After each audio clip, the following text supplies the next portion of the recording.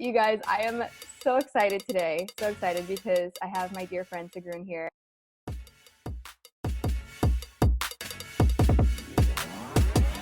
You're just so brilliant. I can't wait for everybody to hear from you right now and get to know you a little bit better. So thanks for being here. I'm super excited to be here and talk about, how to All put the a date things. on your dreams. Yes. Oh, I love it. I love it. Okay. So for those people who don't know you that well, I would love for you to just kind of fill in how you got started in this space. Cause you've been in this game for a hot minute. You've been in for a while. Well, it doesn't feel so long, I Yeah. guess. When you're having fun, time Yes. flies. Uh, we have to go back to 2012 when I lost my job for the second time in 2 years. And I finally woke up to the fact that I didn't really want to work for anyone else. I had come out of being sick for 7 months, unable to work. I got pain in my neck from, office work. Mm. And I just needed a long time to heal. And suddenly I was there also at an age like, you know, where I felt, okay, if I don't do it now, I don't do it. I felt I was giving up on my dream if I didn't do it now. So sometimes we need signs, Mhm. and if that wasn't a sign, losing my job twice in 2 years, I'm like, then you are really blind to what the world is trying to tell you. So, but In I that moment though, were you aware? Did you think to yourself in that moment, this is a sign, or yeah, did you get to the, oh, you did. Okay, that's awesome. yeah, I totally believe in signs, Yeah. but sometimes we're blind to them and we choose not to see them until there's another kick in the butt, and now it's there, and you gotta you Yep. gotta actually realize that there is a sign there. Yeah, I believed it was a sign, and I realized, okay, I like this online business. I had been following a few people online, and I was like, wow, there's this whole world out there that my friends and family don't know about. I was lucky to actually be with my sister on this journey. She was also a bit fed up of corporate world and having to be in the office for 8 hours, and was like, what if I'm done with all my stuff in 6 hours? Can I just go home? Well, as an entrepreneur you can, but in corporate not so much, unless you are a salesperson. You sold your to your 3 clients you were supposed to sell to. So yeah, we were both like looking for other options, and online business sounded the most feasible one because we could do whatever we wanted and work from home. And but it took me a long time, honestly. I was really lost because I didn't see business coaching as where I should go. I was more like, oh, another business coach. Oh, another business coach. It was almost even back then, I was like, no, that's not where I'm going.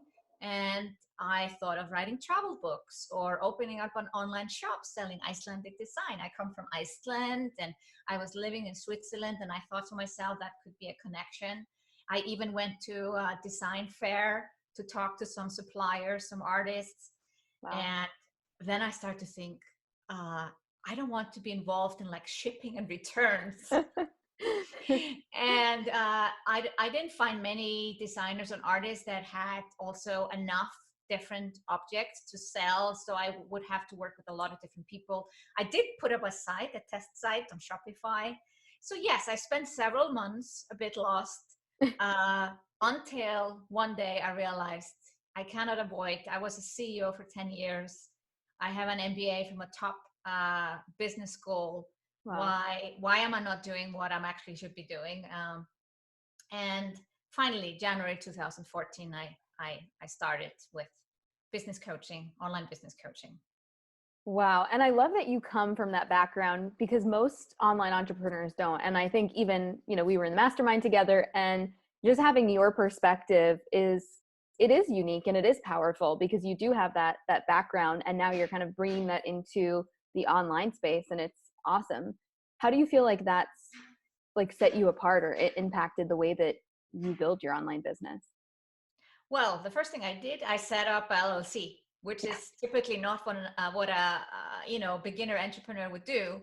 I had an LLC before I had any revenue or even a clear business model.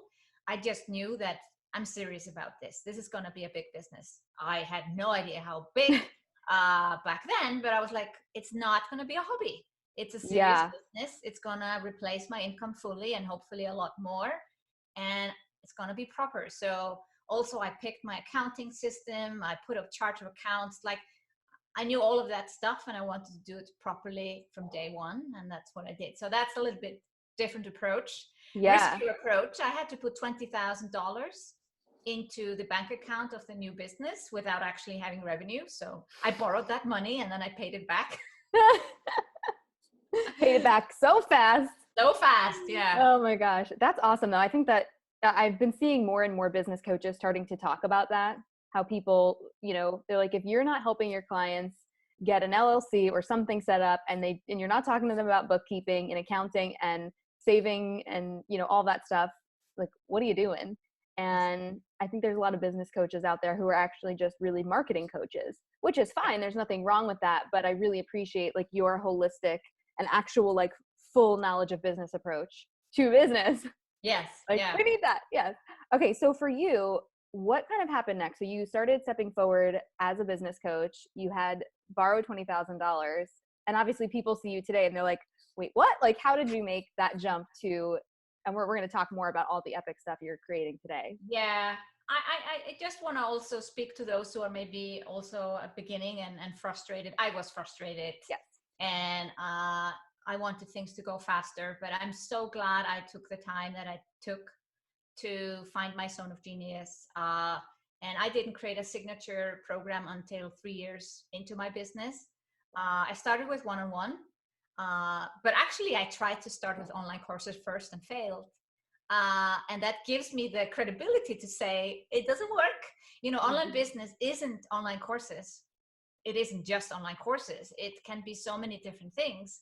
You can still work whenever, wherever, and you can start just, selling packages of sessions and doing coaching. And I felt I had to prove it to myself. I had worked as a consultant as well as being a CEO for 10 years. But I had to prove it to myself that I could help also in this field. Yes, I was helping people with business, but obviously a business coach online, they expect someone to know a lot of things on marketing side as well. And I had to update my knowledge in that field. And yeah, I took my time. I started to work one-on-one. I think the best thing I did in my first year of business, I was like, I need to find some epic way to get people on my list. And I tried various ways.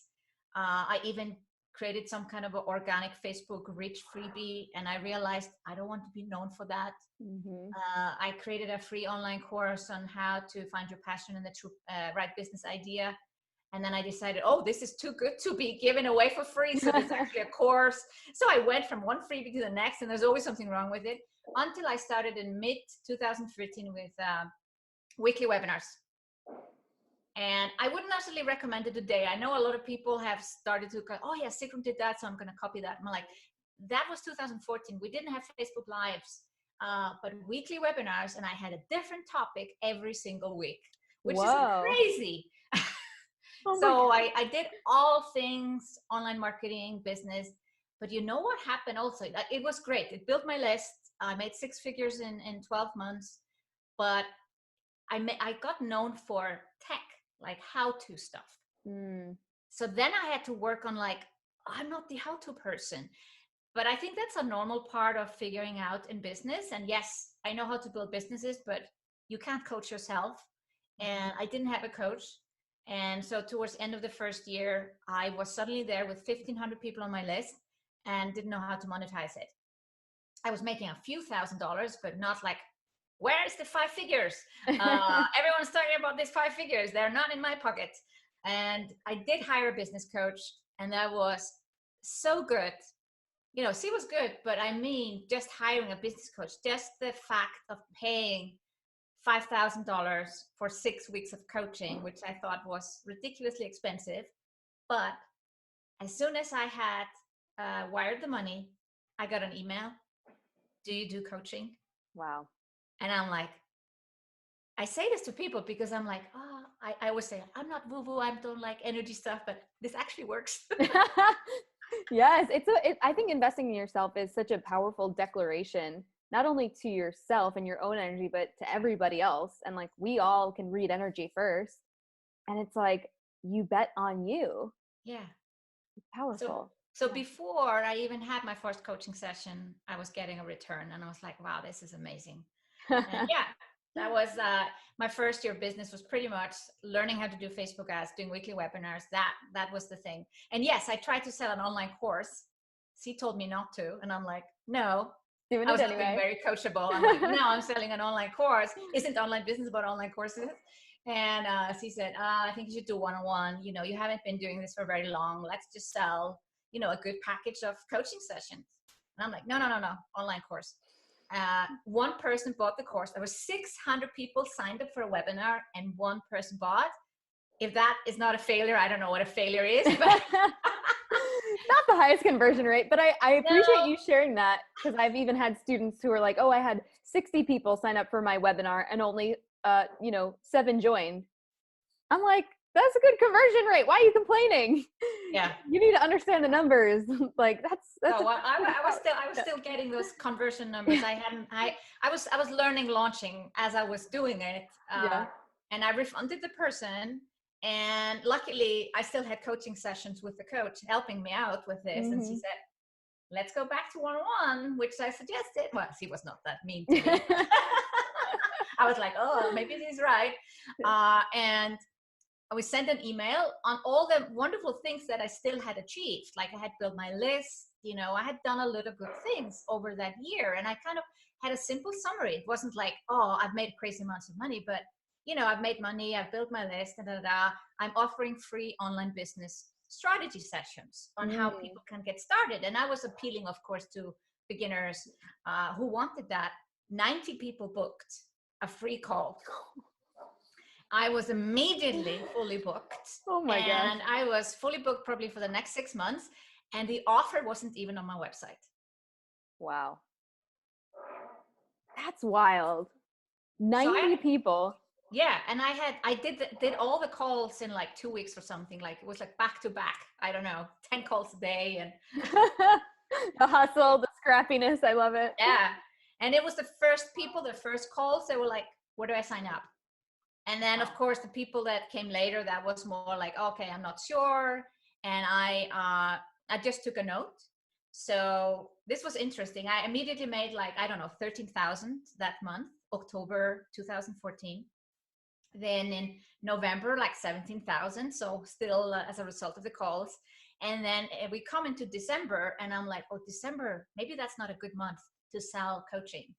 And we are like a 10th of December, and I've made 6,000, and I'm like, okay, I guess it doesn't work, right? You know, and I've tried out these calls, and it's not converting, and I'm like, I'm not taking it. I'm not believing it. I'm going to turn this around. And I was just like, I did 2 webinars a week.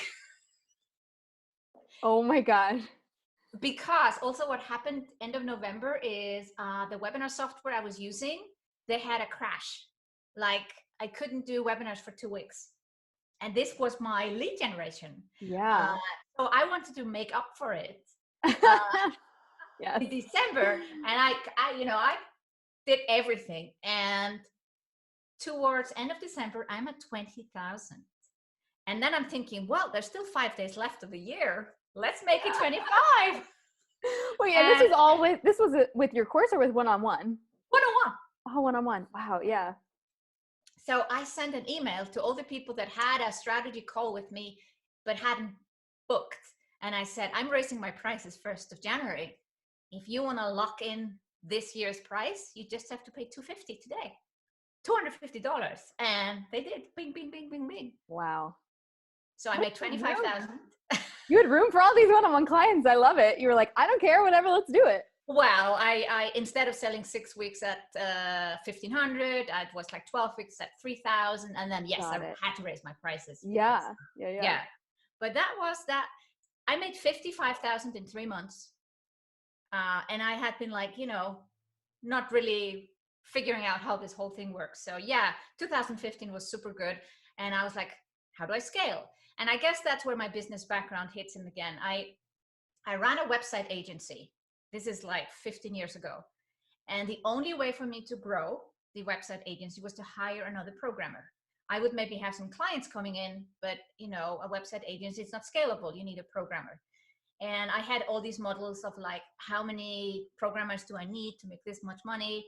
And my sister was working with me in this company. And we had a chat in the evening, like, when we start our own businesses, we're not going to have a business like this.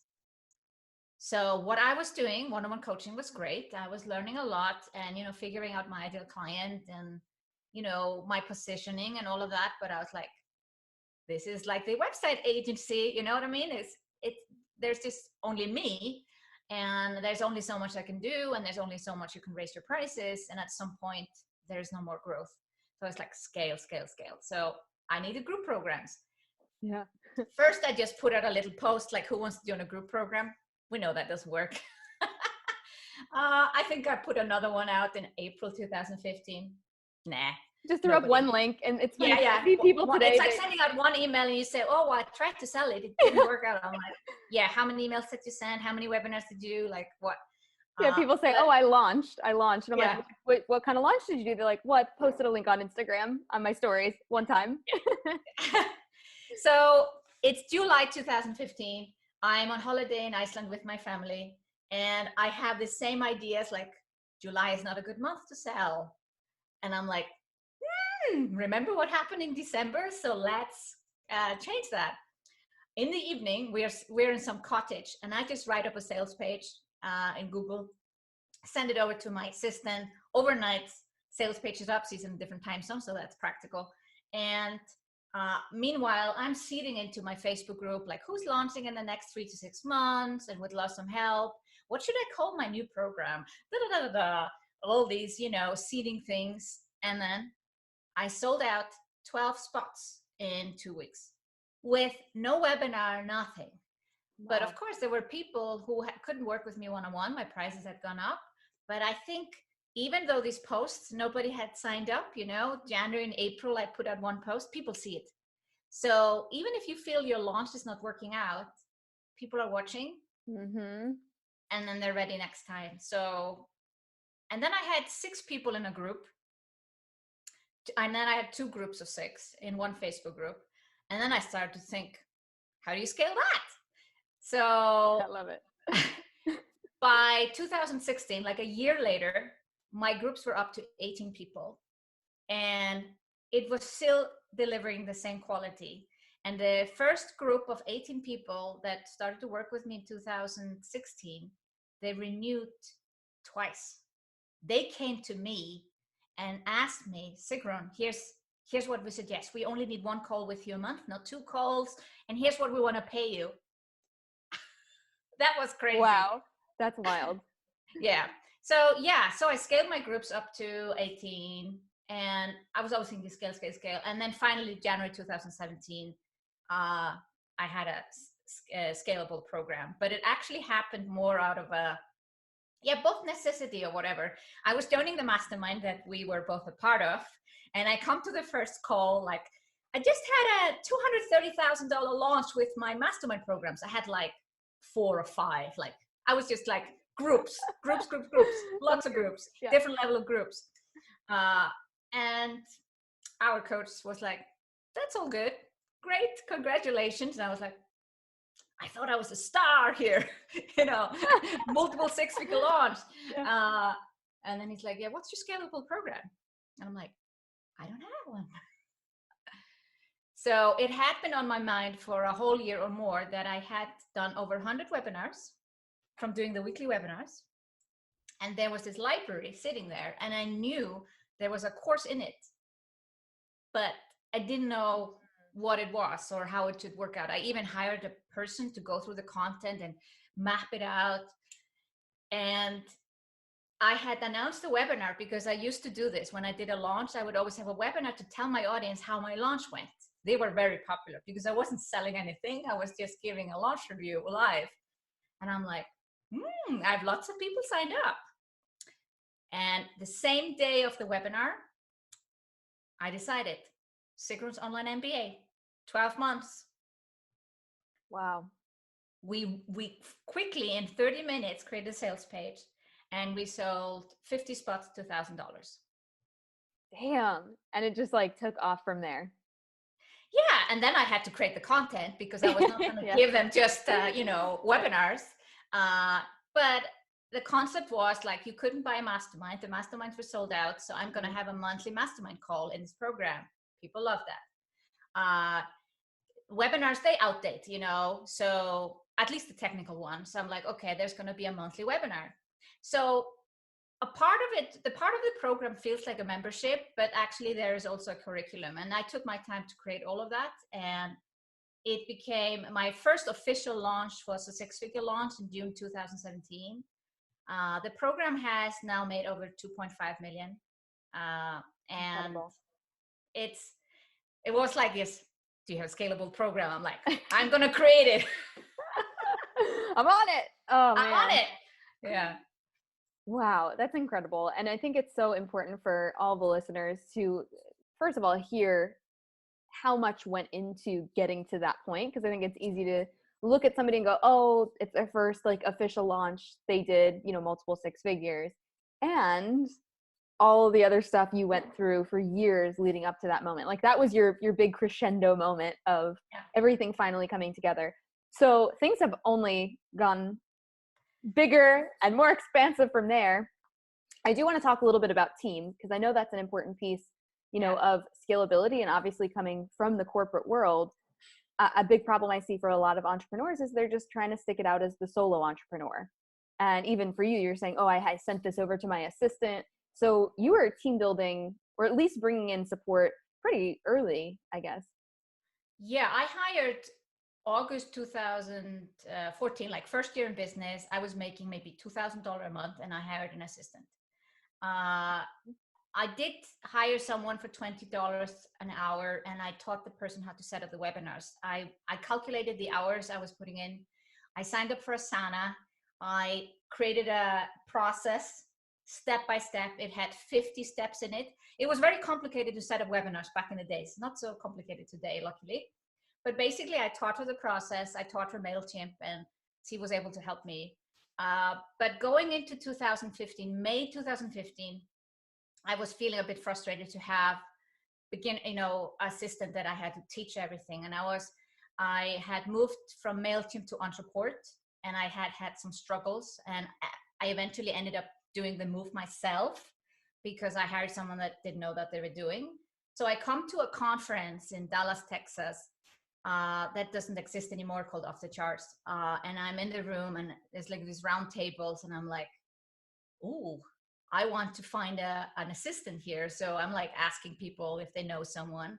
Turns out the host of the event had just let her team go because he wanted a local team. So the virtual team was gone. Somebody knew about that, and she said, yes, he knows Entreport. We connect. This person is still on my team today, full-time today. Only she started a few hours. Like I felt it was so expensive. When it's so funny how that expensive is not expensive anymore. Yeah. But yeah, someone came in with that experience, like actually being a part of a 7-figure business and then coming on my business, and I had just made 6 figures. So I was like, ooh. But yeah, that is very like, I hired definitely a gem very early on. But I must say I struggled then growing from there. Like I hired and fired, and I was like, well, something wrong with me. Then my husband joined the team when he lost his job. He was in strategy at Cisco Systems, so a very high-paying executive job, and he lost it. And I said, you're not going back. I'm just going to make bigger launches and yes. You're like, come on over here. Come on. Yeah. So he takes care of he actually kind of started just helping me with email and calendar, like an executive assistant. Also helping me. I realized we had to fix our books. We had hired an accountant that was not good. Never do that. Don't save on accountants. I can tell you. One area not to budget. Yeah. Yeah. I know a lot about accounting in a way that a CEO knows, but I didn't know enough to know what's behind the scenes. And one day I was just checking some credit card things, and I realized this was not booked correctly. And then it went down a rabbit hole, and I had to hire a new person. The fixing cost $15,000 and probably even a year, because we wanted to do it properly. I said, redo all the books. She says, should I just not make a corrections? I'm like, no, I want to have squeaky clean books from day one. So just unwind everything and do it again. And that was, so my husband was in the background helping with that. I had to continue the business, but Yeah. so don't save on a bookkeeper. Hire a good one. But growing the team beyond that, like now I had a good bookkeeper. I had Martin, I had Lynn, and I brought this actually on a hot seat earlier this year. It was like I had only hired a community manager a little bit, and I hired a little bit social media, but my team wasn't really growing. And I'm on a hot seat. I'm like, I'm doing this conference, and I want to do this, and I want to do that. And they're like, and your team is what? Like, you built $1 million business, and now you're in like the third year of $1 million business, and your team is still so small. Like, not good. So there were all these suggestions, I need to hire an executive assistant, project manager, good suggestions. But as I'm standing there in front of the crowd, there is one woman in our mastermind that doesn't speak up unless she's thought things through. And she said, Sigrun, is the reason you're not hiring is that you want to prove it you can do it all by yourself as a woman? Oof. Oh. Was that a gut punch? Yes. Yeah.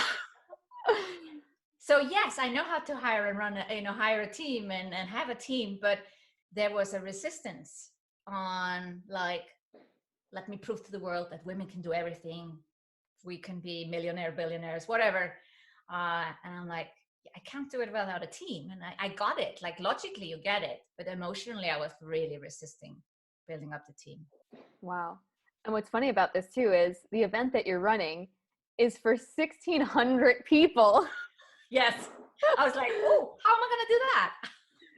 With a team of like 3 or 4 people managing Yes. all the inquiries and questions, which is just incredible for you, like as a visionary. That inspires me so much that you had a vision that big. Because I'm such a like integrator, project manager brain where I immediately go into like figuring out how it's going to work and what needs to happen. And I would have vetoed that in my own mind. And I just think it's so inspiring how you show up and you just have the vision, you have the idea, and it's like, we're going to figure it out later. We'll figure it out. Yeah. That's my new mantra. Put a date on your dream. The rest is just logistics. So yes. if you think about the logistics, then you're going to stop. So obviously do an event or conference. It's more of a conference than an event.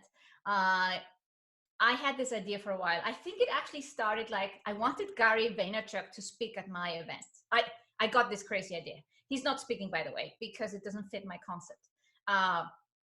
But in 2016, I'm at Social Media Marketing World, and I know he hates business coaches. So I have a chance to get a selfie with him, and I'm like, what do I say with him? He doesn't like business coaches. And have you been to Iceland? That was the best question I can come up with. And he said, no, I haven't. Oh, okay. We take a selfie. The next day, there's a book signing. I go back to him. Now I take a video. I said, remember, when are you coming to Iceland? Well, are you going to host an event? And I'm like, yes, I am. Are you coming? So basically on video, he promised to come to my event. And this started something in my brain. Now it's funny how I'm not going to actually invite him to speak or even talk to him now. But it started something. And I was driving past this concert hall in Iceland, which is amazing. Like it's won multiple architectural prizes, also prizes for sound inside. You have to think of Sydney Opera House, but a modern version, glass facade that can change lights and stuff. Very, very fancy. And inside this fiercely red concert hall that hosts 1,600 people.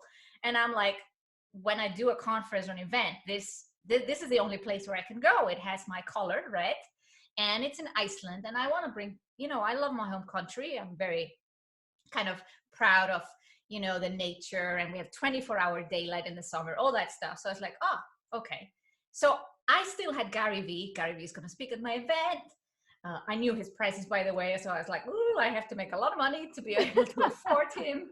But that started it. So maybe I can thank him for just being kind enough to play along on my video and saying he's going to speak, because I was in October a year ago hosting a VIP retreat with my VIP clients, and we can do like a sightseeing tour inside the concert center. And we go there, and I take them into this hall, and that's the first time I hear that the color is fiercely red. Like for me, it was just red, but they say no, it's fiercely red, and I'm like, ooh. I just And I got was like, chills. oh. Yeah. So after that, the next day, they asked me, my clients, so when are you going to book it? And I'm like, I can't chicken out here. And I Right in front of wrote an them. email. I was like, okay, 18th and 19th of June, because 19th of June is 105 years since women in Iceland achieved voting rights. And 21st of June, which is right after, it's 24-hour daylight, summer solstice. So, and I was like, yeah, people are going to go on holiday and go to bed. But basically, I booked the venue, and I did not have a concept of what the conference was about. Gary Vee was still in my head. But like I said, I put a date on my dream. Now it was booked. Now I felt there was no turning back, although I did check the policy on like canceling and stuff. Just to be sure, yeah. Yeah, just to be sure that I go bankrupt if I don't do it. No. So the policy was good, and I was months thinking about what's the concept here. How does this fit also to my business? I cannot just do a conference and it doesn't fit to my mission. I'm like, well, what is my mission? Well, it's gender equality. I'm like, well, I'm not going to ask Gary Vee to come. Gotta get the ladies. Ladies. So it's like, yes, that makes sense. Gender equality. Like, okay, but it's not about gender equality. It's more like my mission is accelerate gender equality through female entrepreneurship. So getting female entrepreneurs in the room and having them share their stories. Now, there are lots of events that maybe do that, but I was like, this is still going to be different because I'm going to get the people that I like, down to earth people that have achieved amazing things, but are still real and approachable, and people are going to feel connected to them. And they're going to all have something to teach, but it's going to be about how did they get to the point where they at? Like, what are the commonalities? And we need to know exactly what they did. Like the questions you're asking me today, like someone says, oh, I make 7 figures, but I'm like, well, that doesn't really help me. Like, yes, you can get inspired, but when you hear that someone failed or they had to take risk, and, when they hired their first coach, that they were scared and all that stuff. So that is so important that we hear that. Plus, I am in March, earlier this year, at a workshop. And I'm like, okay, the concept for the conference is getting clearer. But, I was looking for the name. And my other coach, I work with 2 coaches. My other coach says, pick a magazine that you would never read. So I see a Barbie magazine. And I'm like, I would never read a Barbie magazine, even if I played with Barbie when I was like 12, 13, but I would never read it. So I'm going, you can't really read it. It's just pictures of Barbies. And they're obviously very much focused on diversity and, gender equality now. And they've come a long way, because you could criticize what they did before. And then on the last page is about a project they're doing, closing the dream gap. And I'm like, oh, what is this? So by the age of 5, girls no longer believe that they can make their dreams come true. Wow. And I'm like, this fits so much with my conference. This is what it's about. And, because if we women don't step up and follow our dreams, well, the next generation won't either.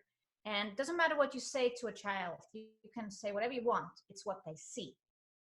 And if they don't see CEOs, if they don't see entrepreneurs, if they don't see a doctor being female, things like that, nothing is going to change. And I'm like, fits perfectly. Oh my God, I love that. That's so good. So we're closing the dream gap, for the next generation by actually stepping up and following our own dreams. Wow. I literally got chills. That's so powerful. And that's just so cool that she had you go to look at magazines, and your answer was right there. You never know where ideas come from. Mm-hmm. You never know. And the idea is to write a book and a documentary. I have actually a Hollywood producer It's Oh kind of my God. scary. Who's coming Yeah. to film the event? Or like No, oh, it's separate from the event. documentary, separate. Oh, Yeah, okay. about this movement. There's this, I believe it's a new era of entrepreneurship. Now, for us, this feels so normal, but the rest of the world doesn't know about this. It's And true. True. this mission-driven approach, like everything has gotten a bigger meaning for myself, for my business, for my clients. Uh, when I'm now, I'm now enrolling mastermind clients for next year, and when they know about my mission, it's a different dimension. People want to be a part of a mission. They have their own missions, and sometimes it's just aligned or a subset of it or a different one, but they want to be a part of a movement. And suddenly, my whole business has taken on another meaning. So this thing about putting a date on your dream, like, yes, there's lots of logistics and I've had to hire people, but at the same time, people are coming out of all corners and want to help me. I am getting regular messages from amazing event planner that just wants to help me for free. There's this, I don't know, when you put your dream out there and you share it and people realize this is your passion and they realize it's for the greater good. Like, it's not about me making more money. Now, hopefully the event will, be profitable. Yes. Currently, well, we haven't really started selling tickets. But I mean, I wouldn't care if it's just break even. You know what I mean? When you have such a big mission, it's really not about profits.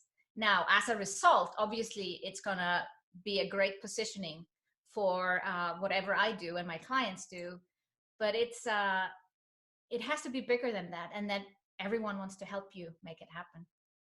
That's amazing. And yeah, everyone wants to get on board with that vision and that mission. They can align Yeah. with that. And it's beautiful to see how that elevates. And I think that's a great question for anybody listening to this right now. Like, are you clear about what your mission is?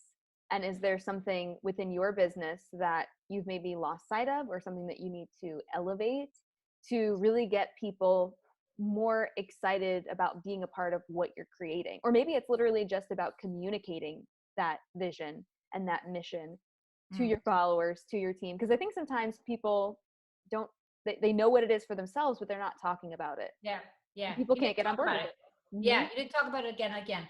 I started to, as I got clear on this, um, when I've done launches this year, there's been a slide. My mission is to accelerate gender equality through female entrepreneurship.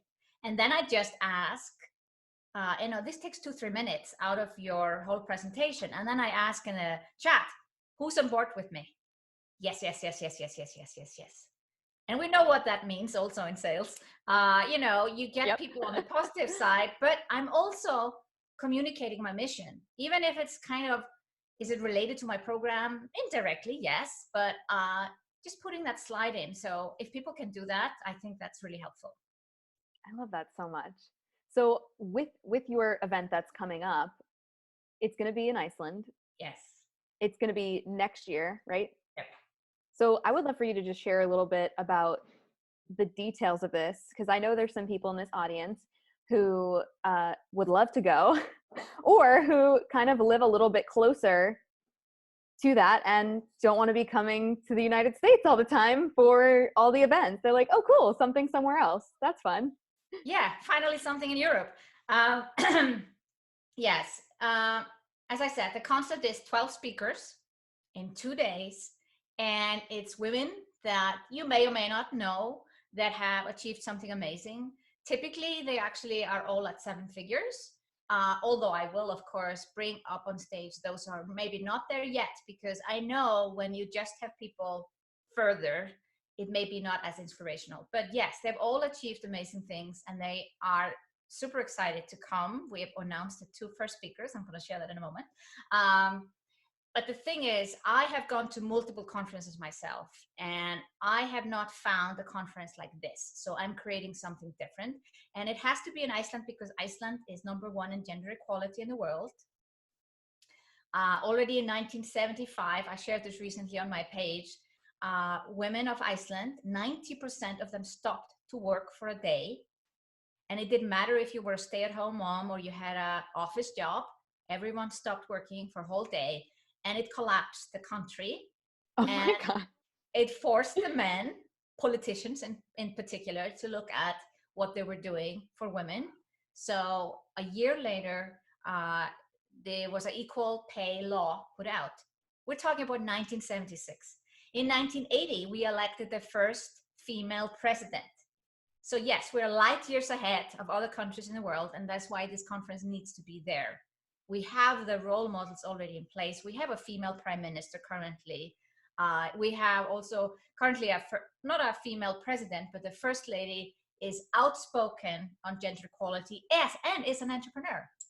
Wow. So that's why it has to be there. And it's around summer solstice, because I think if you haven't seen 24-hour daylight, you got to see it.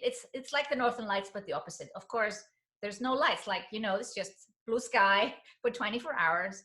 It's an amazing experience. People tell me like, oh, I always wanted to go to Iceland. So I'm like, I'm giving you reasons, and you can put it on a business cost. It's a write-off, you guys. It's a write-off.